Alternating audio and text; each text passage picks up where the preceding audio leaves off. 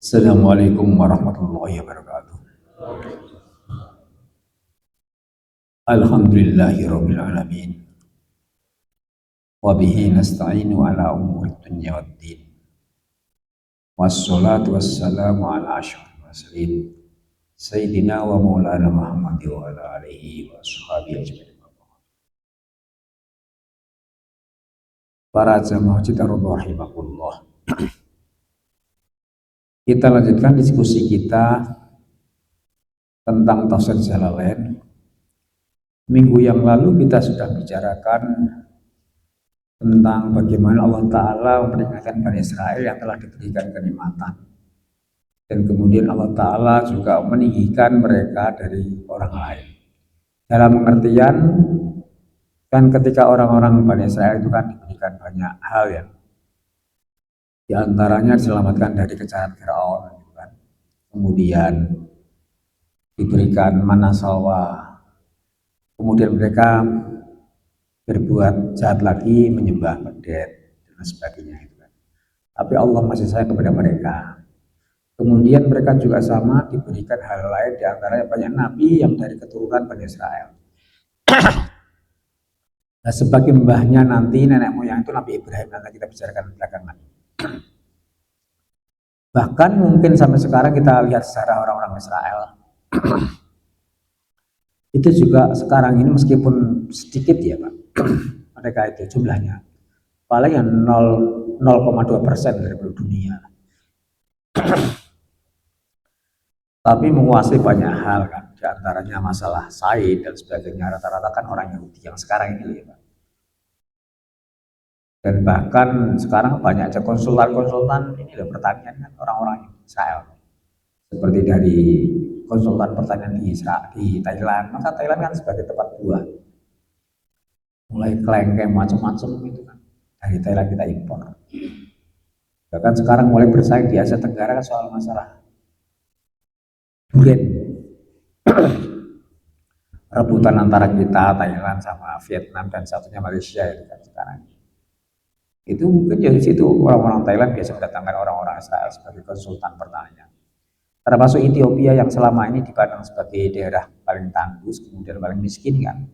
Tahun 80-an coba kita lihat banyak kelaparan sampai dinyanyikan oleh Iwan Fals itu kan ya kasus di Ethiopia pada tahun 80-an. Tapi sekarang mereka bisa swasembada pangan, kemudian bisa ekspor malah justru. Itu konsultannya orang-orang Israel.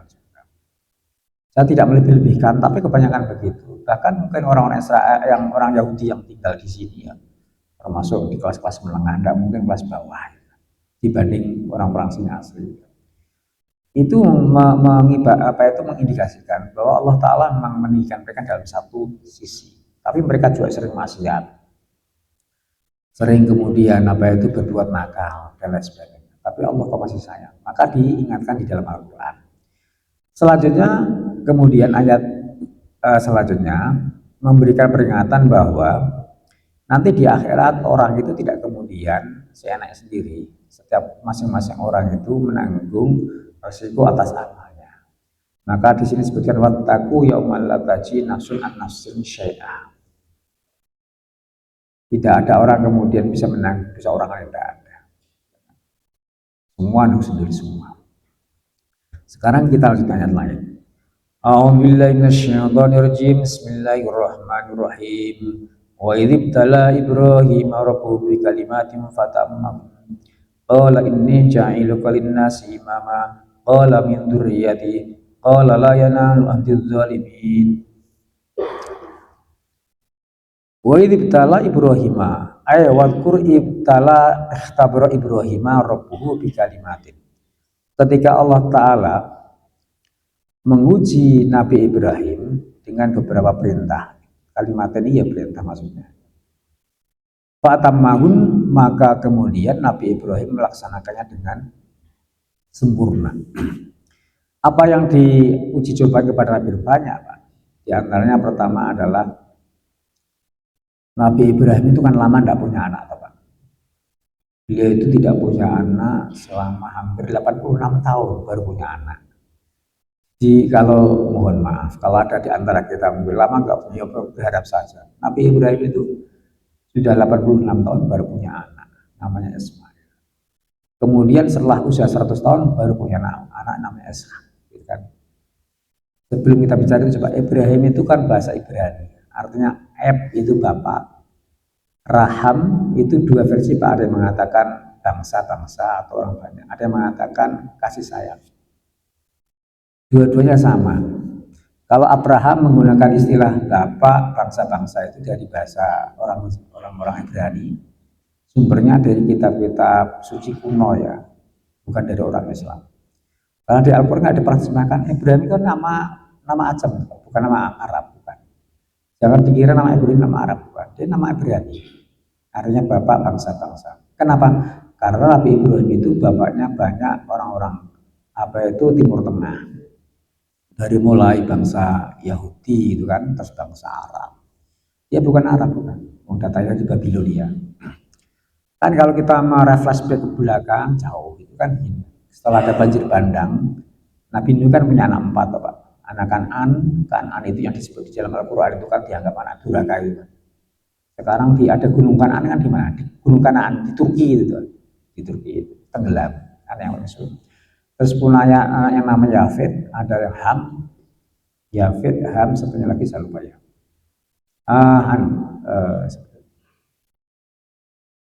Bangsa Semit itu namanya pada.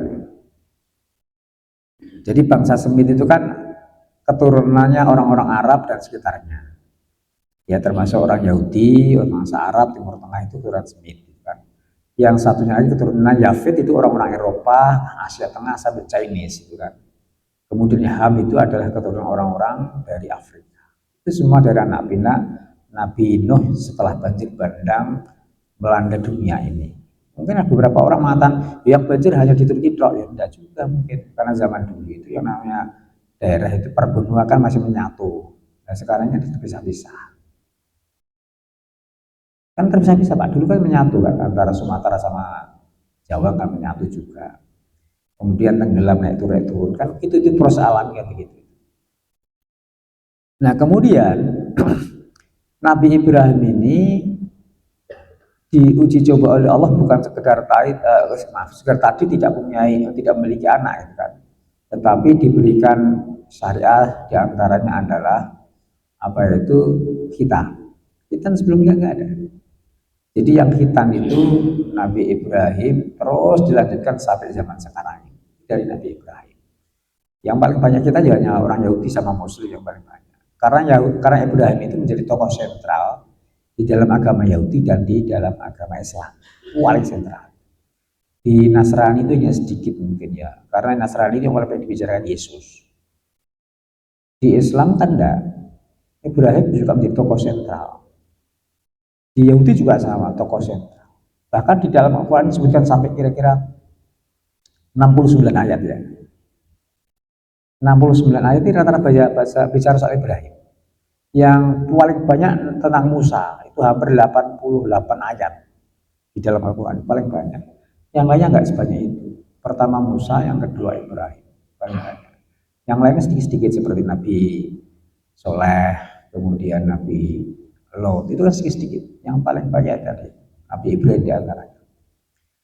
Kemudian selain disyariatkan untuk khitan, termasuk memotong kuku, kemudian memotong rambut, kemaluan dan sebagainya, itu Nabi Ibrahim.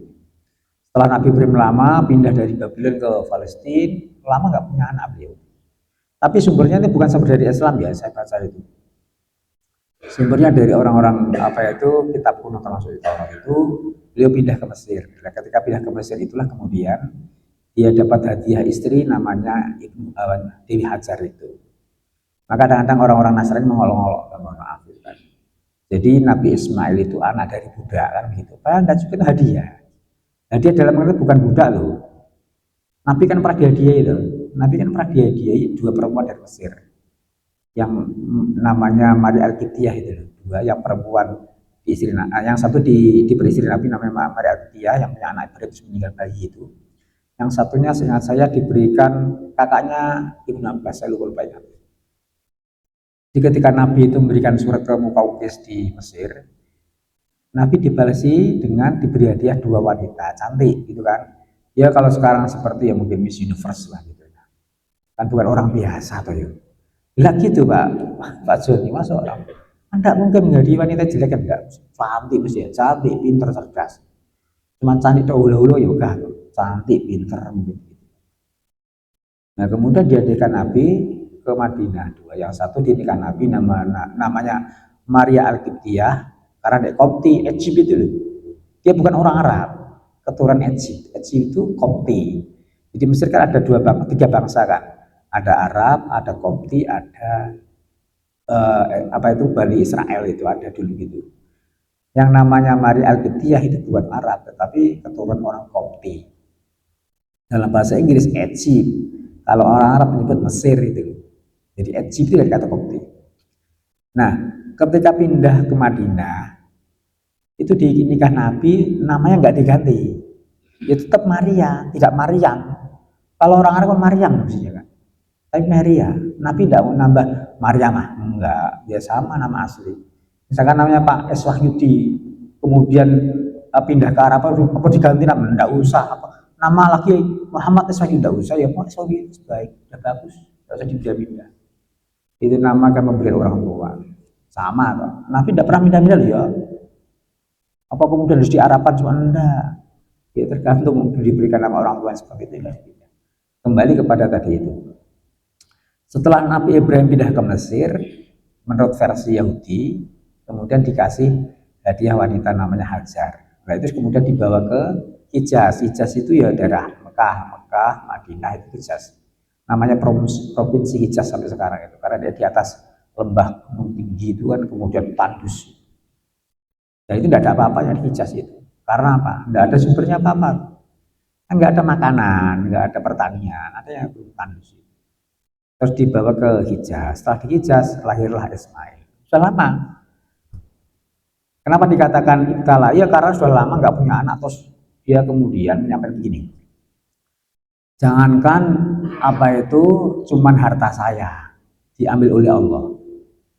Apapun yang saya miliki diminta pun tak kasihkan. Begitu. Sampai gitunya Nabi Ibrahim itu. Biasa toh Pak, kalau orang nggak punya apa-apa kan gitu. Seperti kita kalau masih miskin kan sama. Nanti kalau saya dapat uang, bisa gaji saya naik, kan? Naik 280%, kalau tak sedekah oke. Kan? Sekarang kan hakim kan naik itu Pak, dapat 210% gaji. Mau tak sedekah oke. Nah, harus naik aku ampun. Sama ketika Ibrahim tidak punya anak, itu ngomong begitu. Pokoknya apapun yang diminta oleh Allah kita berikan. Karena Nabi Ibrahim tokoh dermawan Pak. Setiap makan mesti ngajak orang. Maka dituruh orang Arab. Orang Arab rata-rata menurut saya ya, pengalaman hidup saya. Dermawan, tapi Yono Sincil Yono yang dermawan ada. Jadi kalau makan rata-rata ngajak. Ya mungkin pengalaman kita spesial Rifai dulu. Saya Rifai kan dosen UIN, tinggal di tempatnya dekat sini dulu. Itu kan gajinya cukup tinggi dia. Gajinya berapa? 20 juta dia. Dari apa itu kedutaan Mesir. Setelah dapat uang 20 juta itu dikasihkan anak-anak gitu itu. Itu Pak Rifai dulu yang sering sholat di sini dulu. Yang dulu jomblo mau mencari istri itu kan, saya dulu kan punya saudara tak alun Mesir, tak mau tak kenalkan tidak boleh ibunya itu, terus pulang ke Mesir. Itu artinya orang Arab secara umum begitu, dermawan. Kalau makan ini ajak temennya. Berbeda dengan pengalaman kita kalau di Eropa itu. Di Eropa itu kalau ketemu orang-orang sana, nah, misalkan seperti pas ulang tahun. Itu biasanya apa kita diundang pun ya harus urus sendiri itu kan ya pengalaman Pak Esori punya pengalaman lah. Maka kalau orang Belanda katakan let's go Dutch gitu kan maksudnya bayar diri-diri gitu. Tapi orang Arab enggak. Nah ketika Nabi Ibrahim lama tidak punya anak kemudian Allah Ta'ala menguji setelah lahir Ismail disembelih itu versi kita loh Pak. Versi orang Yahudi yang dikorbankan bukan Ismail apa Ishak. Jadi ramai Pak aslinya itu. Tapi yang mendukung SK kemudian dikorbankan itu bukan hanya orang Yahudi saja. Ulama-ulama kita juga ada kok. Tapi paling banyak secara masyhur itu adalah Ismail yang dikorbankan ketika Idul Adha itu, ya, yang kita peringati loh, bukan Ishak, bukan. Sebetulnya kalau kita mau jujur itu ada nuansa politik agama sebetulnya. Tapi kalau secara nalar, ya bener Ismail kalau menurut saya, meskipun ada ulama mengatakan Nabi Ishak. Karena apa? Ismail dan Ishak itu lahir di si Ismail dan ada hubungannya dengan Ka'bah. Kalau Ishak kan lahir di Palestina, Ismail lahir di Hijaz, di sekitar apa itu di Mekah itu. Jadi kalau saya tetap Ismail, saya mau menulis itu, menulis artikel tentang itu. Saya seringnya biasa meneliti tentang itu. Jadi Ismail itu lahirnya di Mekah lebih awal, ketika Ibrahim usia 86 tahun. Setelah itu ditinggal ke Palestina lagi, nengok istri tuanya, namanya Dewi Sarah. Kan bahasa kita kan Sarah toh. Sarah itu dari kata Sarah itu. Nah, Sarah itu bukan bahasa Arab sebetulnya, kan bahasa Ibrani juga. Baru setelah usia 100 tahun lahirlah Ishak. Tapi dari Ishak ini banyak lahir nabi-nabi. Ishak lahir Nabi Yakub, Nabi Yusuf. Maka seperti Al-Karim, Ibnu Karim, Ibnu Karim.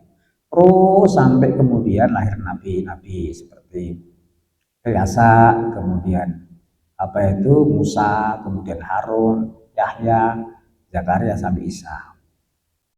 Nabi Ismail ribuan tahun baru lahirlah Muhammad. Jauh. Ibrahim sampai kita kira-kira hampir 4.000 tahun lah sampai kira-kira. Jadi jauh sampai Nabi mati ribuan tahun. Kalau jenengan mau lihat silsilah itu biasanya di kitab-kitab Taurat itu loh kalau masih silsilah. Tapi ya sumber dari mereka ya kadang-kadang. Nah, hal seperti itu kadang-kadang jujur mereka. Tapi hal-hal yang terkait dengan rojam, ayat-ayat macam-macam seperti kewajiban apa itu merajam, menimbal dan sebagainya kadang dirubah. Tapi kalau yang itu biasanya ya apa adanya biasanya. Kita lanjut. Jadi kalimatin itu adalah perintah-perintah Allah yang diberikan kepada Ibrahim dan Ibrahim komitmen dilakukan. Itu artinya apa? Kalau Allah sudah perintah sesuatu kepada kita harus komitmen lakukan dengan sempurna, tidak separuh-separuh, begitu maksudnya. Jadi bukan sekedar cerita, ini bukan. Setiap ayat Al-Quran yang berisi cerita itu itibar isinya, Pak. Di antaranya ini. Di antaranya adalah ketika Nabi Ibrahim diperintah oleh Allah, dicoba maksudnya, seperti manasik haji dan sebagainya, itu dilakukan beliau dengan sempurna. Artinya kalau kita sudah komitmen Islam, diperintah oleh Allah, ya kita lakukan dengan sebisa mungkin, sesempurna mungkin. Supaya sempurna, ya harus ngaji, kan gitu toh Pak. Nah seperti kita wudhu misalkan, bagaimana kita tahu wudhu kalau kita tidak tahu tata caranya wudhu? Kan begitu Pak. Bagaimana kita sholat supaya sempurna harus tahu tata cara sholat. Supaya tahu ya ngaji. Dengan siapa ya? Dengan orang-orang yang panjenengan anggap sebagai orang yang bisa diyakini kebenaran agamanya. Gitu. Bukan ngaji saya di lewat YouTube, tidak bisa kalau menurut saya. Kenapa? YouTube itu kadang-kadang kan misalkan tidak jelas siapa yang menyampaikan. Tapi kalau dengan yakin bahwa itu adalah orang baik dan betul-betul komitmen dengan agamanya, monggo. Kalau tidak ya tidak usah. Cari guru yang tentu yang panjenengan anggap sebagai orang yang tahu tentang agama dan komitmen dengan agamanya. Selanjutnya, qala inni ja'iluka lin-nasi imama, qala min dzurriyyati, qala la yanalu ahdi dzalimin. Kemudian Allah Ta'ala menyampaikan kepada Nabi Ibrahim, sesungguhnya kami Allah telah menjadikan kamu sebagai imam bagi manusia. Nah, Nabi Ibrahim itu kemudian dijadikan oleh Allah sebagai imam dalam bab agama. Maka Nabi Ibrahim dianggap sebagai bapak agama-agama bangsa Semit, termasuk nanti ke kita. Di agama besar kan di dunia kan cuma 3 yang besar kan Islam, Yahudi, Nasrani kan terbesar. Yang lain Hindu, Buddha ya ada tapi tidak banyak. Maksud saya tidak melebihi yang jumlah dari orang-orang Nasrani maupun orang Muslim. Yahudi sedikit tadi tapi kan tadi itu apa itu kecerdikannya kan menguasai. Jadi Nabi Ibrahim dijadikan oleh Allah menjadi seorang pemimpin. Qala min dzurriyyati, kemudian Ibrahim menjawab, qala min dzurriyyati, ya Allah bukan hanya saya tapi jadikan juga anak cucu saya sebagai seorang imam. Begitu. Dan jelas kan setelah Nabi Ibrahim ada, anak-anak cucunya juga menjadi seorang nabi. Ya kita lihat aja tadi kan yang keturunan Ishak banyak. Ya mulai Nabi Ishak, Nabi Yakub, Nabi Yusuf, terus beranak pinak. Kemudian ada Nabi Samun, ada Nabi Samun itu ya, Samson itu loh Pak kalau bahasa Inggrisnya. Bahasa apa itu? Film-film Samson dari Samun itu sebetulnya. Samun itu seorang nabi. Ada lagi Samuel ya, ada lagi yang di Luxor itu ya, Daniel dan sebagainya. Sampai Nabi Isa, semua orang akan menjadi pemimpin. Terus yang dari apa ya, sayap Nabi Ismail itu kemudian sampai Nabi Muhammad. Nah, Ismail itu artinya apa? Ish itu mendengar, il artinya Allah. Karena Nabi Ibrahim berdoa, doa yang didengarkan, maka disebut Ismail, gitu kan. Itu juga bukan bahasa Arab, bahasa Ibrani awalnya. Tapi sudah menjadi apa itu umum menjadi bahasa Arab sekarang ini. Digunakan nama seseorang. Itu dari kata Ismail, dari Ilohi gitu kan. Jadi kata Allah sudah disebutkan sering di dalam kitab Taurat. Elohim, Allah maksudnya. Jadi ganti-ganti Nabi dengan bahasa lain. Nah, di Islam ya Allah di mana ya Allah, tidak diganti dengan bahasa lain. Kemudian Allah menjadikan qala la yanalu adzalimin. Allah menjawab Allah akan memenuhi ya kan janjinya apa itu kepada Nabi Ibrahim akan diberikan anak cucu sebagai seorang imam.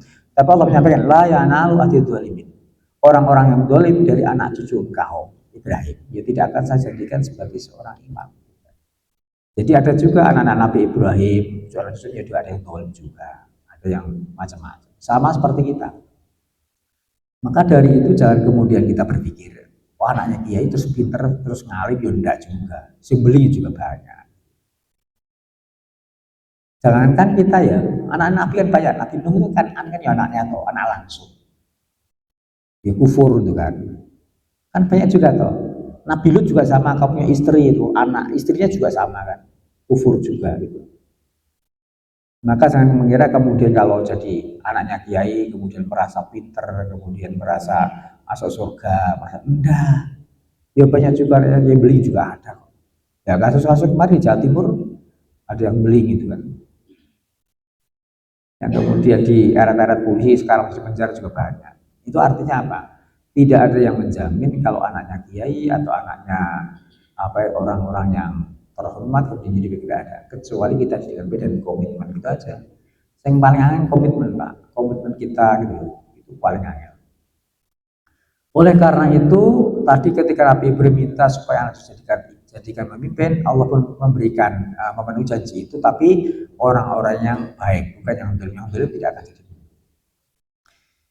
Wa idh ja'alna al-baita mathabatan lin-nasi wa amna wattakhidhu min maqami Ibrahim musalla. Wahidna ila Ibrahim wa Ismail an tahira baita lit-ta'ifin wal 'akifin wa ruk'is sujud. Wa jalal baita mathabatan lin-nasi. Ketika kami menjadikan Baitullah Ka'bah itu sebagai tempat berkumpulnya orang atau tobatnya orang-orang itu dan menjadi tempat aman. Jadi perlu diingat bahwa ketika Nabi Ibrahim membangun kembali Ka'bah itu bukan berarti dia membangun yang pertama, tidak. Sebelum sudah ada bangunan. Sudah ada bangunan, kemudian kena banjir di zaman Nabi Nuh, gitu kan. Kemudian diperbaiki lagi oleh Nabi Ibrahim.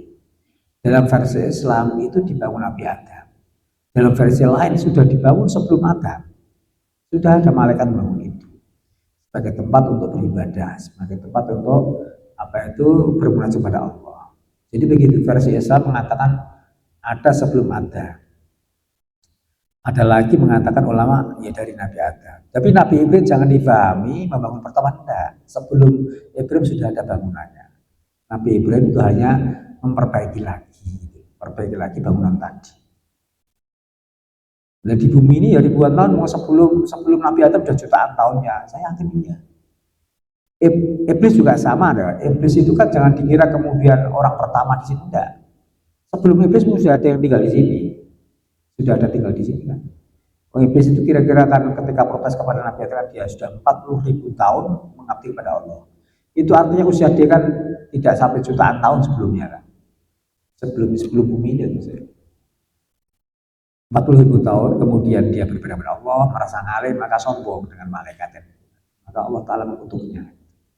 Terus baru Adam. Nah, kalau keyakinan kita kan gini, Adam itu kan spesies baru menurut saya, bukan kemudian dia dari manusia purba, tidak. Manusia purba sudah hilang dimakan oleh apa ya, oleh proses alam itu, karena dia tidak bisa adaptasi. Gitu kan. Adam spesies baru. Kalau menurut si siapa itu yang meneliti di Asia Tengah sama di Darwin itu kan, sama di Amerika Latin, itu dianggap keturunan primat kan. Saya nggak yakin, itu kan dia hipotesa, buktinya mana? Maka saya katakan Adam ya spesies baru, tidak sama dengan yang lain, yang kita anggap sebagai masa manusia modern. Silakan yang lain mau dianggap manusia monggo, tapi tidak modern. Masa modern begini, bisa berpikir dan bisa mengolah, bisa mengontrol, bisa mengendalikan alam, bisa memprediksi, itu loh manusia modern. Tapi kalau manusia purba kan tidak bisa, maka habis dimakan oleh proses alam. Kembali ke sini. Kemudian ketika kami menjadikan Ka'bah sebagai tempat bertobat bagi manusia. Ini murojan yatubuna ilahi minggu jaribi. Jadi banyak orang yang datang ke sana. Ka'bah itu paling banyak, paling enggak itu berapa juta Pak setiap haji. Meskipun di Arab itu kan kita ditentukan hanya 4 juta. Saya tidak yakin lebih dari itu. Buktinya ada packer banyak pas ini, pas musim haji itu kan. Coba misalnya seminggu sebelum musim haji, itu penuh orang-orang itu kan di depan Ka'bah itu. Di masjid itu kan nggak punya tempat dan nggak punya hotel. Dia itu lewat jalan-jalan tikus itu. Meskipun sekarang ada ketat ya. Sekarang ada ketat juga sih, karena kalau yang tidak punya bisa haji dikembalikan. Kemarin ada juga, saya punya teman itu, kepala anggota apa itu, ketua DPRD, ditangkap. Saya pulang, saya 4 bulan ditahan di sana. Karena dia visanya visa umroh, kemudian dia haji ditangkap. Umroh dia baru pulang setelah lama, setelah 2 bulan musim haji baru dipulangkan dari Arab Saudi. Ketua DPR loh Pak, DPRD loh, bukan orang biasa segitunya. Apalagi kalau misalkan saya yang orang biasa, ini tidak bisa kemana-mana. Kembali ke sini. Jadi Baitullah itu adalah sebagai tempat berkumpulnya orang untuk bertobat kepada Allah. Maka mungkin jutaan. Tidak ada tempat yang sepi diibadahi kecuali Ka'bah. Oh, setiap menit, setiap detik. Karena putar-putar Pak. Kecuali pas jamaah. Pas jamaah ya kadang diisi orang sing burung tawaf itu. Kadang-kadang. Maka di sana tidak dibatasi. Kalau di sini kan kita tidak boleh sholat pas letaknya matahari kan tidak boleh, gitu kan, haram. Atau mungkin setelah subuh kan tidak boleh sholat kecuali sholat nanti sudah mulai sholat isyraq gitu kan. Di sana tidak ada batasnya. Pokoknya sholat sunnah ya bar subuh ya monggo itu terserah. Bar ngasar ya monggo, kan tidak ada batasnya. Tapi kalau di luar itu ada batasnya. Wa'amna, dan kemudian sebagai tempat yang paling aman bagi manusia. Di situ memang tidak boleh. Di Masjidil Haram tidak boleh orang kemudian saling bunuh, tidak boleh. Islam mengajarkan seperti itu. Tapi ada pernah kasus pada tahun 74, ketika orang-orang yang memberontak sampai 400 orang meninggal itu ada di sini pakai bidil. Mungkin masih ingat dengan 74 ya, saya masih kecil, tapi saya tahu beritanya kan setelah gede itu kan. Ada beberapa orang-orang Iran, gitu kan. Orang haji Iran kemudian membunuh pakai senapan. Itu termasuk hal yang paling berdarah. Selanjutnya pernah ada sebelum itu, jauh sebelum itu pernah ada peperangan pada tahun kira-kira ya sekitar tahun 50 atau 60 Hijriah, ketika Bani Umayyah mengejar bukan pemberontak ya, istilahnya kan dulu gini, ketika Bani Umayyah berkuasa awal-awal itu ada lagi Abdullah bin Zubair itu kan keponakan Isa tuh kan, menguasai Hijaz. Nah disitulah kemudian ada peperangan sampai Ka'bah itu dimanjari sampai miring gitu misalnya, segitunya Pak, sampai miring Pak. Dan pernah juga yang Hajar Aswad hilang berpuluh tahun, pernah juga dicuari itu, dia pernah juga pada zaman Bani Abbasiyah. Kalau kita baca sejarah itu. Jadi Mekah itu Masjidil Haram itu sebagai tempat yang paling aman dari segala kerusuhan. Di situ pernah ini diceritakan juga Pak. Al-Kafi karena ar-rajulu yulki qatila bifala yuhijihi. Ini kan ada seseorang yang telah menemukan pembunuh ayahnya ketika masuk di Mekah tidak berani menangkap. Ya, pernah ada kasus seperti itu zaman ini. Wattakhidhu min maqami Ibrahim musalla. Dan hai manusia, ambillah tempat makom Ibrahim sebagai tempat sholat. Sekarang kan bisa dilihat Pak. Maka nasolatin anbi antusolu khulfahu rukatit tawafi. Jadi di kan ada makam Ibrahim. Makam Ibrahim kan yang itu ada kayak apa ya? Kayak bangunan kecil itu Pak. Kalau zaman dulu saya tahun 97 masih agak lengang ya. Sekarang nggak bisa Pak. Kita mau sholat di situ. Kepenuhan. Zaman itu saya 97 ke sana pertama kali itu bisa sholat agak di Multazam, agak di Hijr Ismail, di makam Ibrahim itu bisa. Sekarang nggak bisa. Kepenuhan orang.